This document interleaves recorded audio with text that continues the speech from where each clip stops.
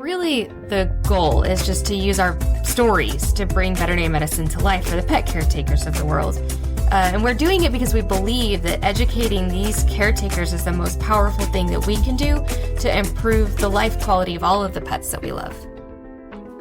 All right, welcome back to Vet Tales. This is Dr. Natalie Keith. With Dr. Tracy Trussell. Dr. Tracy Trussell back in the house. It's been a hot minute. I don't know, it's been a little over a year, probably. What? Have you not done one since we've been in the new building? I think we did one right after we got in the new building. That's right. I think that's the last one I've done. Yeah, we talked about like the post-tornado debacle. Yeah. Wow. That was the last one I did.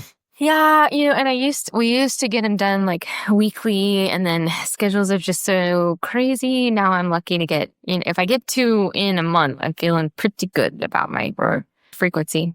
Well, you haven't missed anything too crazy. We've just been going over random diseases and such, as we do. But I don't think I told you this. We are going to have a guest speaker coming on in a couple of weeks. Oh. Missy. That's a teaser for you. Okay. For the audience. Tracy knows who I'm talking about. Yeah. But, so we'll see. Unless she chickens out, in which case this will forever be on the air as that one thing you never got to hear about. So We'll see. She's nervous. So I like to, when I have you guys come hang out with me and do the podcast, I like to talk about things that are in your wheelhouse. And your wheelhouse is, surgery by and large. So we were going to talk about GDV. The glorious GDV. Yes. I got well versed in that pretty early on in my career. Yeah? You want to tell people what it is first, and then tell us the story. It is a gastric dilatation. When I learned it, it was gastric dilatation and volvulus. It has changed to gastric dilation and volvulus, which, if you break all that down, it's basically where the stomach fills up with air and then twists upon itself. Yes. In there. So it is a true medical emergency in there with the military working dogs. Oh, yeah. German Shepherds, Belgian Malinois, and they are prone to that because of the amount of work that they do. Yeah. And they're deep-chested. So the amount of work they do, I was probably 2 months out of school. I had to do my first one. Yeah. So I got kind of thrown in the fire real quick and had to learn that.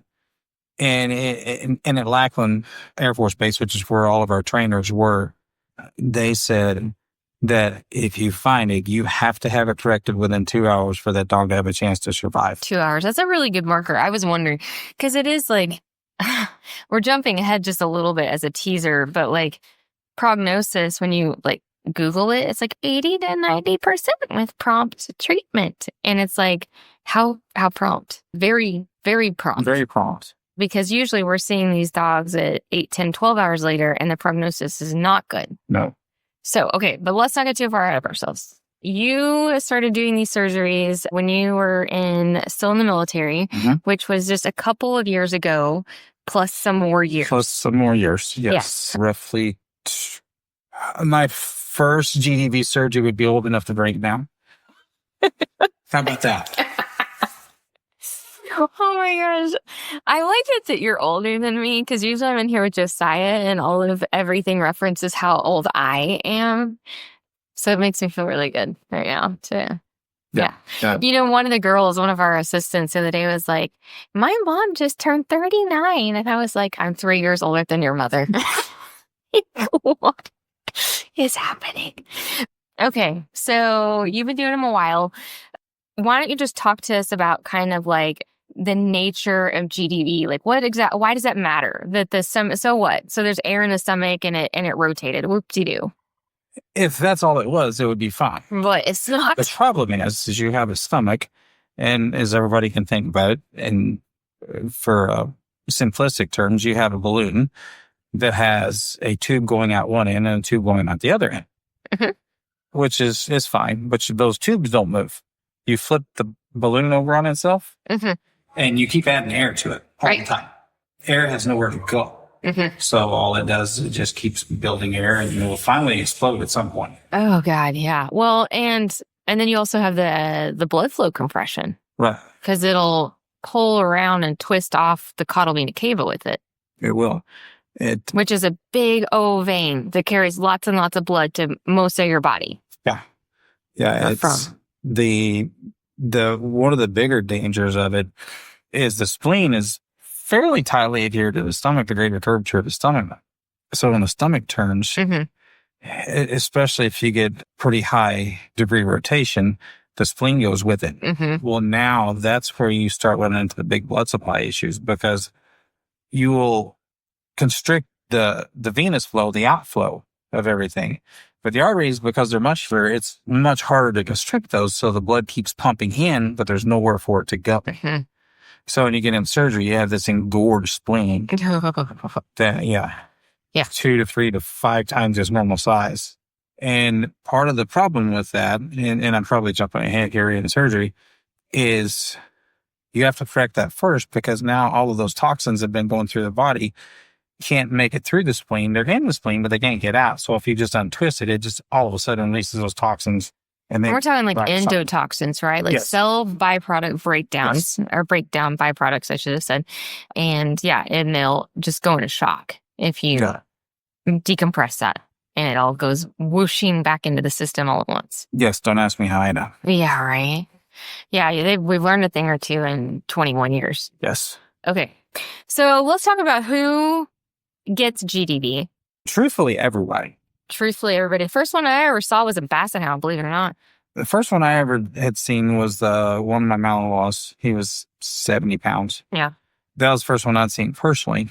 For the most part, it's the deep-chested dogs, your Dobies, your Danes, your German Shepherds. Malinois aren't even as deep as the rest of those guys. Mm-mm. They don't get it. But like your A lot of activity. it's their drive. Mhm. They're driving their activity. Now, I did have a classmate shortly after we graduated, within a year, 18 months, had a 4-pound Pomeranian with a GDV. Wow. That's why I say everybody. Yeah. Yeah. I mean, a Great Dane is the poster child. Right. But yeah, literally any dog could get it. It's just the deeper chested they are, the more risk. Right. Because anatomically, it just allows for the gas filling and the flipping to occur. Right. There's just more space. Yep. More space. And a lot of those guys, if you have one, it will usually happen shortly after they eat, Mm-hmm. because they will ingest food. A lot of those guys, they don't eat slow. They don't take their time. They don't savor their food. They want to get it in so they can go do stuff. Yeah. That's just how they are. That's the drive of the dog. So as they're taking in the food, they're taking in a lot of air to go with it. So now the food They're they're gulping. So the food is setting, as you're looking at the dog from the side, at the very bottom of the stomach. Well, they get to running and jumping and playing. Well, that starts acting like Swinging. It starts swinging. And at some point, that swing goes all the way around. Yeah. Yeah. Especially with all the air in there. Right. Yep. Yep. Yeah. And that's why the deep chested dogs are more prone to it, but everybody can get it. Yeah. Yeah. And sometimes we'll have dogs come in that you're worried could be a GDV, but it turns out they just ate like the whole sack of dog food and they're just really, really full. Mm-hmm. But those dogs aren't at risk because the air doesn't allow that same pendulum motion. Right. It's a denser. Yeah. The whole stomach's just full of food. It's like a hacky sack, just full of little beans rolling around in there. Yeah. It's moving around, but it's not swinging around. Man. Yeah. So risk factors, besides also, I wonder, was that Pomeranian old? I don't remember. Well, I just wonder about it because it does, like when you look it up, it says, middle-aged to older dogs. And when I think about the dogs that I've seen, like I saw a beagle with it, I saw a basset hound with it, the non-deep-chested dogs, they were all pretty darn old as well. Yeah. Maybe just because they're loosier, goosier, gravity and all that. I really don't know why. But it does say it's more common in older dogs. Males are overrepresented. Right. And then feeding habits. Mm-hmm. So let's talk about how you can, if you have an at-risk dog, or any dog theoretically could be at risk, but like what can we do about feeding to reduce the risk? We can go to several small meals a day. Yep. So that they're not taking in as much at one time. That way you don't have as much weight in your pendulum and they're not gulping as much. So you shouldn't get as much air. That would be the easiest thing. Yeah. Just going to several meals, at least 2, maybe 4 a day. Yeah. Agree. Because I see a lot of these. I hate to see once daily feedings on dogs for a lot of reasons. Several reasons. Yeah, but that's one of them. But these guys for sure. Yep.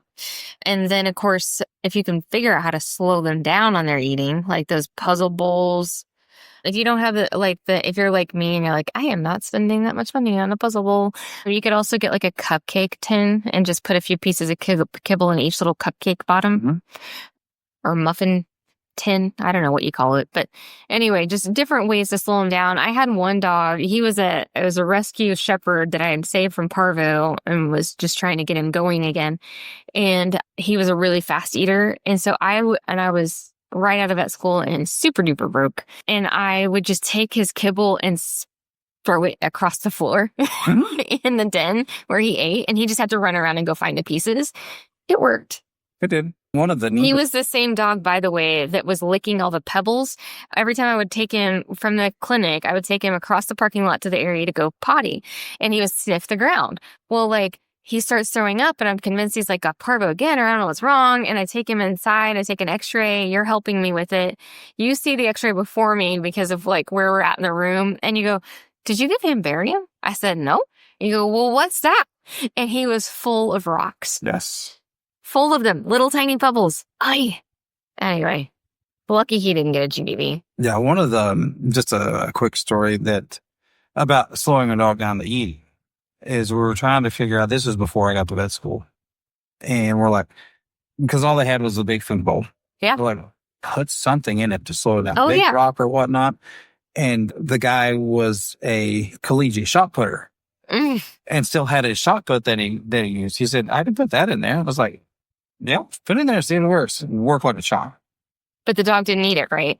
No. There's no way. No. It was so heavy. Yeah, it was, I think, a 16-pound shot. So there you go. So if you have a 16-pound shot put, that's also another mechanism. Yes. Yeah, but it's just it's something so that they have to move to get to the food. So they can't just go. Just suck it up like a Hoover, right. Pulling up the air and the kibble at the same time. And then another big thing is not letting them, like you were talking about, especially with the Malinois, not letting them just go crazy right after they eat, running around. So limiting exercise after eating for how long do you think? 30 minutes to an hour. Yeah, just enough to get the food nice and soft and squishy in there and belch out any extra air. Right. It's kind of the name of the game. And it'll start, at that point, it'll start moving out of the stomach. Mm-hmm. So. Okay. Yeah, so limiting exercise for 30 minutes to an hour. It's like swimming. I don't know. Right. We weren't supposed to swim after we ate back in the day, but they told us. Yeah. I don't know. We always were told that. Yep. And there are some suspicions that it could also be passed down, like the risk could be passed down through the family line. So if there's a history of it within the family, just because of maybe just genetic confirmation, then your dog could be more at risk. So, if you're getting like a Dane, you might ask if there's been any of that. Although there, we'll get into more prevention stuff than but just be aware. Right. It could be passed down through genetic lines. Yeah, I don't know if they figured out why or how, but it does seem to be if the parents, grandparents, all of that through the line have had it, they seem more prone to it. Maybe it's a laxity and the, like the omentum that's supposed to keep everything together. Maybe it's just the way that confirmation is. Yeah. And then stress, which I assume my assumption is it's related to panting. Yeah. Like you get stressed, you start panting more, you start swallowing a lot of air, and that puts you at risk. Right. So anyway, so those are risk factors. So in terms of prevention, we've also kind of hit that as we go along the risks, so if one large meal is a risk, then multiple small meals is better, and the puzzle feeders, and don't let them exercise after mealtime and blah, blah, blah. But what about being way more prophylactic? There is a surgery we've been doing. It seems like a lot more of. I was going to ask you what your percentage was on these big guys. I don't know, but it does feel like it's been more in the last couple of years. There's a procedure called a gastropexy, which is basically we cut a little slit in the stomach, a little slit in the body wall. That sounds awful. Go ahead. It's not as bad as it seems. It's not, but it just. It does sound awful. It's tiny. It's just we make a little nick in the lining. Right. Yeah. Yeah. It's a centimeter long, maybe. Yeah. In there and on. And just so we can get tissue that is not sealed. So when it tries to heal itself, it grows together. Right. The body wall of the stomach. Right. That way it doesn't prevent the dilation. They can still dilate and be painful, and that still needs to be taken care of. But when the stomach's attached to the body wall, now it has an anchor. It cannot flip. And the lack of flipping reduces the risk of death. Yes. Yeah, it reduces your risk of death, but it also increases your time to be able to get it. Mm-hmm. And then correction could be something like just passing a tube to let gas instead of having a surgical issue. Yes. But yeah, so in my mind, like if I'm trying to describe this to clients who can't see us, I think of an incision healing side to side, like you cut yourself, right? Well, instead of it being side to side across this cut, it's healing the stomach to the body wall so that fuses together, right? Right. Yeah. One side is the stomach, one side is the body wall. That's how we get it. But how we have to suture it, you have to keep the edges of the stomach that you the exposed insides. You have to keep them apart from each other. And the same thing on the body wall. So we attach the stomach inside to the body wall inside, and there's a little cavity in the middle so that they don't touch. So the stomach tissues don't touch the stomach tissues, so they don't heal. And the body wall tissues don't touch the body wall tissues, so they don't heal together. They heal to each other. And you're not going into the actual inside of the stomach, so you don't have to worry about stomach liquid, because there's so many layers of the stomach. You're leaving the inside layer intact. Right. Stomach is shockingly thick. I find. All the rural folds and stuff. It's like, if you actually want to get into the stomach, it feels like you're, cave diving. Yeah, it takes a while. Yeah. Okay, cool. So would you, like in your dream world, who would get a gastropexy at spay or neuter or whatever, or anytime? Every Great Dane. Yes. Probably every Dobie. Mm-hmm. I would probably go ahead and do it on the German Shepherds. Yeah. The Malinois would probably be pretty high risk, especially if they're destined to be a working dog. I would definitely do those. I don't see it as much in the Pyrenees and Anatolians, but they're in that category. So I would probably do theirs as well. Yeah. And I found it interesting. They listed statistically, which I don't know that I've seen either of these, as a standard poodle and Weimaraners and Irish setters, which I've seen like 2 of in my whole career, which is a shame because they're beautiful. They are. I don't know that I've seen any of those 3 that I had to correct. I have done a couple of gastropexies on Weimaraners. Yeah.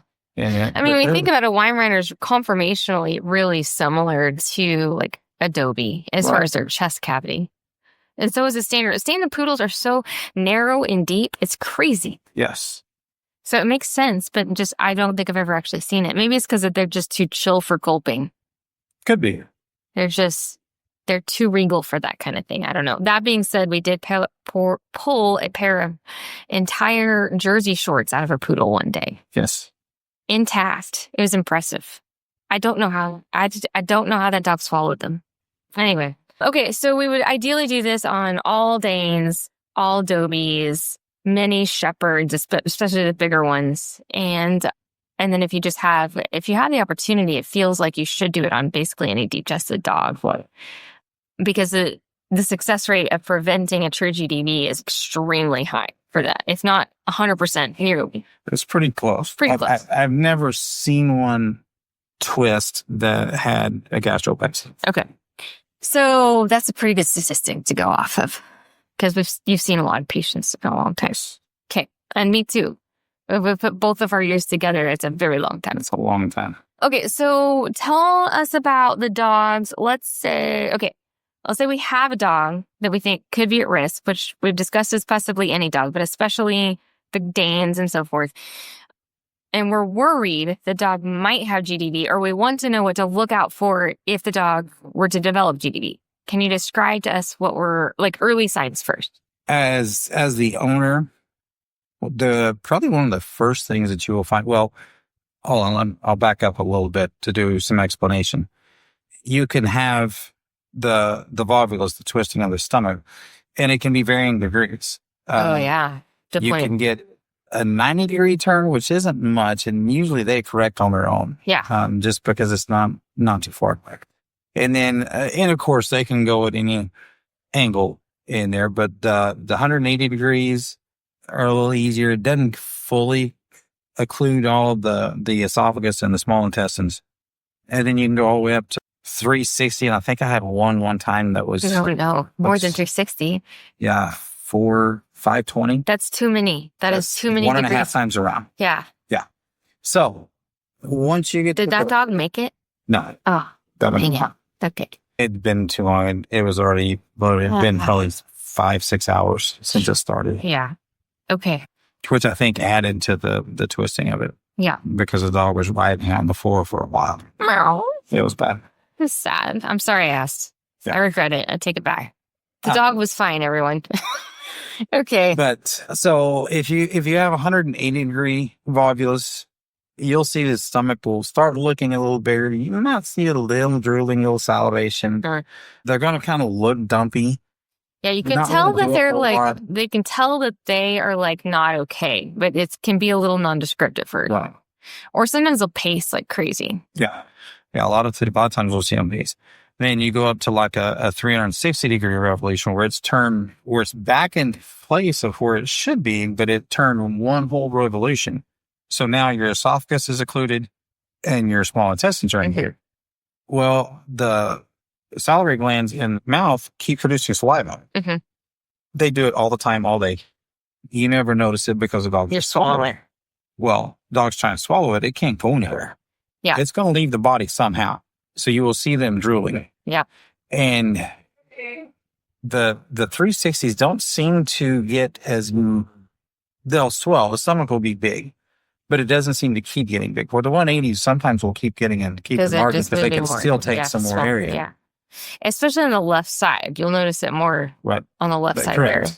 Correct, on the left side. Yeah, no, right, on the left. Right. But that's they're kind of feeling dumpy. They're going to pace. The salivation is one of the big things. And you'll see, it looks like the left side of their belly is just kind of getting bigger. Mm-hmm.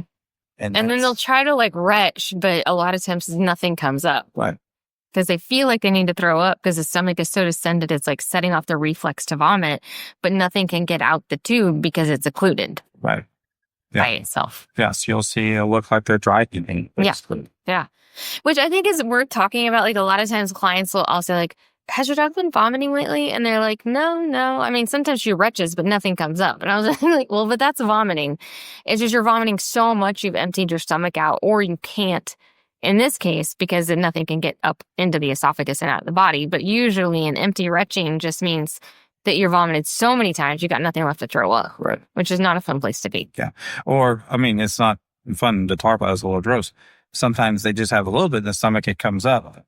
Oh, and then it'll catch their mouth and they'll swallow right back down. Yeah. So. Yeah. Yeah, dogs. They'll eat it if they throw it all the way up. Yes. Which is unfortunate. But anyway, okay, so these dogs retch, nothing comes out. The belly's getting bigger, they're pacing, they're drooling. And if you have a large breed dog that recently had a meal or has been out exercising, like you need to already be panicking. Yeah. I don't tell you to panic often.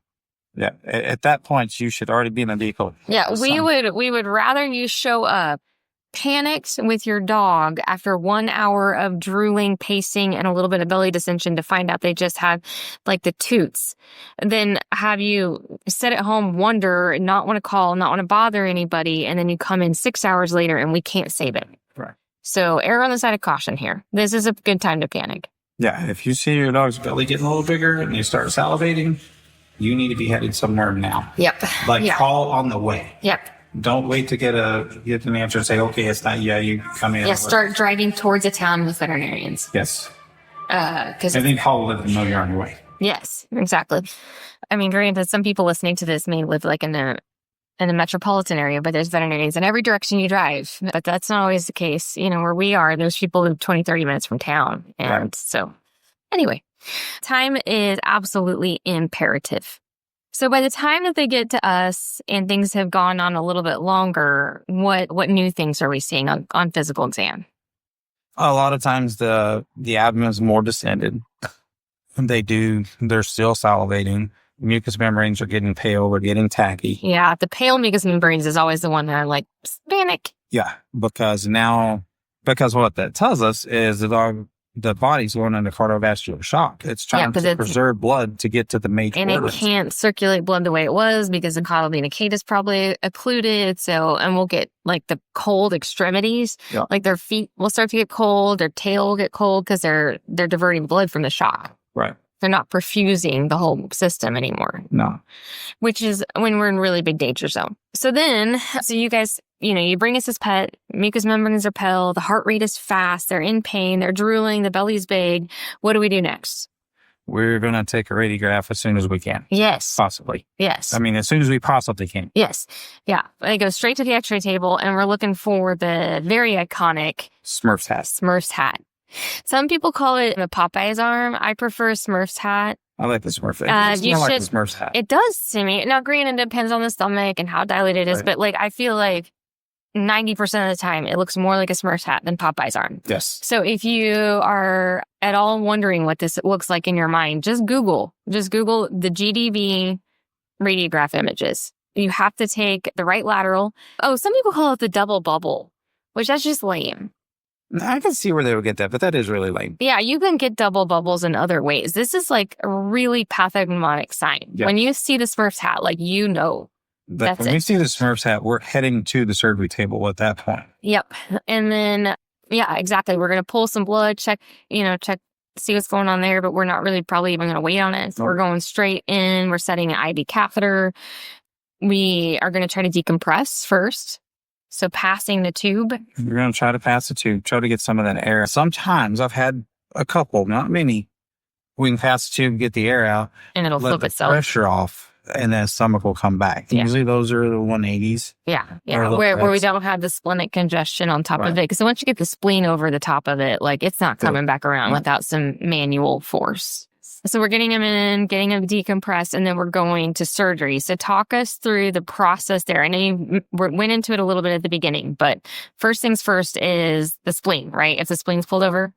Yeah. I mean, we're just to finish on our line, you're coming in and we're getting the history real quick. And we see that. And most of the girls here can recognize. They know, right? Yeah. Our we gotta do something assistants. now. Yeah. So we're going to the x-ray. They don't even have all that information, but we're getting the x-ray. We see that if it's my day that I'm here, which are most days, Yeah. Just not. then I will see, just not Friday. I will see that. I will go in the room and say, hey, we've got a GDV. They're getting prepped for surgery right now. Yeah. And a lot of times the owners do call on the way, and we're like, the team is ready. Like x-rays are set up, surgery catheters are out. Like we're moving fast. Yeah, because if you remember, 12, 15 minutes ago, we said 2 hours. Right. They have to be corrected within 2 hours. Not on the table. They have to be corrected within 2 hours. Most of the time, by the time they're walking in our door, It's an hour and a half they're an hour and a half. So I've got 30 minutes to get this corrected. before we start having necrosis of the stomach Right. and endotoxic shock and Right. death. Yeah. I Essentially. mean, we see this patient. It's still awake, and we've got 30 minutes to get this corrected. Yep. And this is not an easy surgery. Yeah. No, It terrifying. is terrifying because for the most part, when you're in that stage, because you have 2 hours from the time that stomach turns, time it flips, to have it flip back. Hmm. Most of the time when we're in surgery, you have to take the spleen out first. Right. So you got a splenectomy, best case scenario, 15, 20 minutes. Yeah. Yeah. There's a And couple that's working. of vessels that go right to that spleen there. Yeah. Just a couple. Yeah. And that's working pretty quick to get it out that fast. Yeah.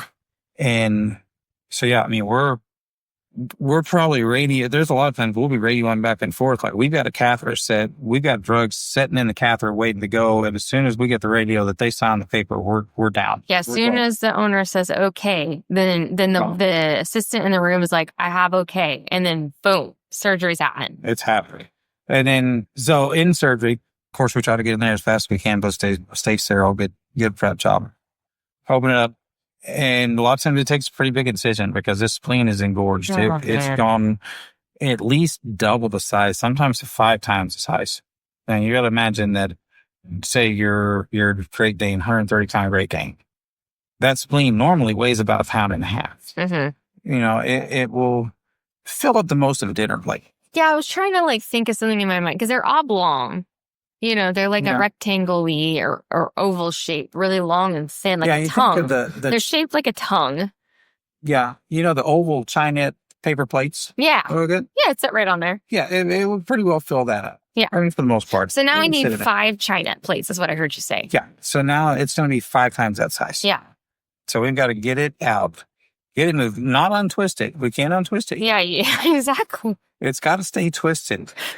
So now, instead of having 3.5, 4 inches of vessel to work with. Now we have an inch, Oh maybe, man, I'm stressed out just talking about to get in there, clamp, tie off, and cut Yes. to get this out. Yep.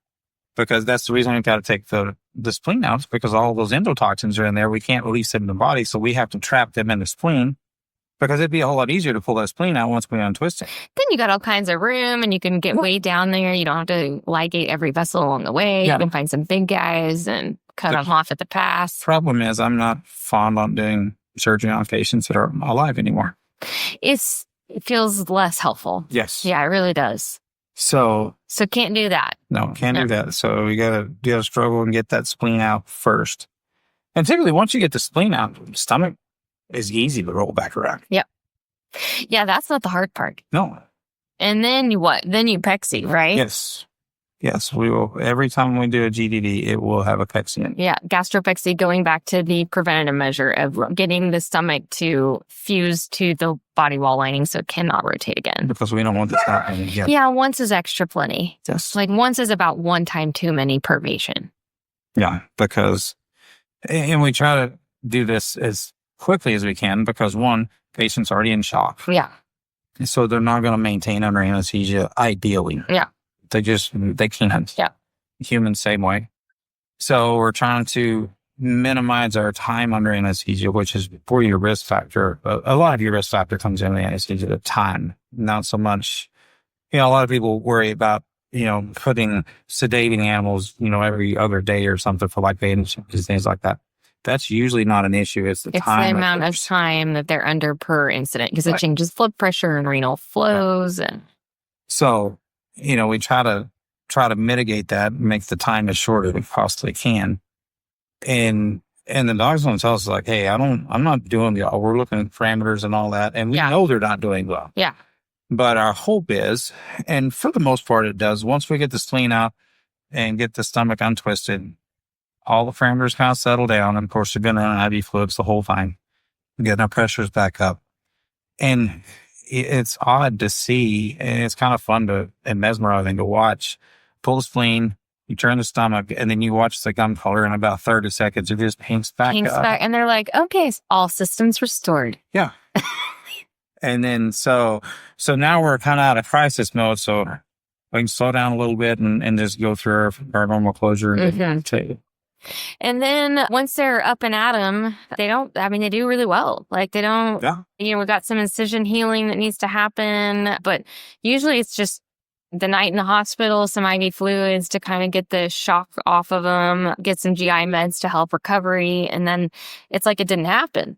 So if you can make it through it, you've cured the patient. It's just critical in the meantime. So yeah. If you can get that corrected within the 2 hours, it's probably right, 90-95%. Yeah, especially obviously, if you have necrosis you're dealing with, then you have a whole nother can of worms. We got to worry about sepsis and dehiscence and peritonitis and things like that. But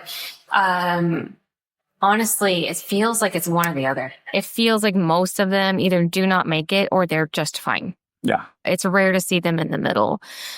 And like things like that we worry about, like with arrhythmias and stuff, it's all still happening in surgery. So it's like if you get through surgery and you don't have necrosis, prognosis is excellent. Yes. It's just awful until then. Yeah. So anyway, an ounce of prevention is worth 27,000 pounds of cure in this particular disease process. So that it is. Cool.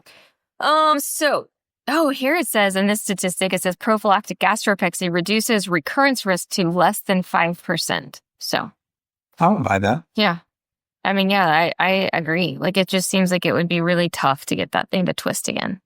So yeah, because to go back on that, I think part of the reason it helps once that gastropexy heals well, that's where the spleen has to go to turn. It goes to the left side. Mm-hmm. In there. Wait. No, hold on. It starts.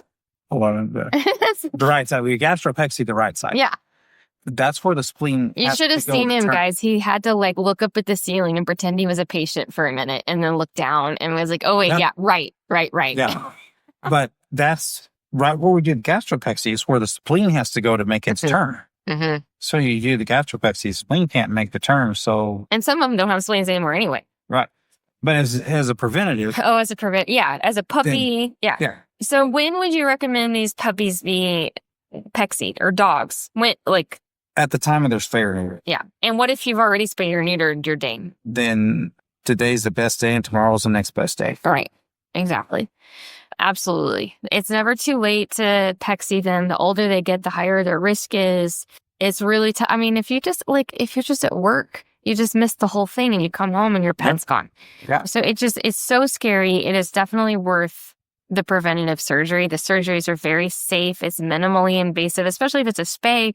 It's just a little extra time under anesthesia.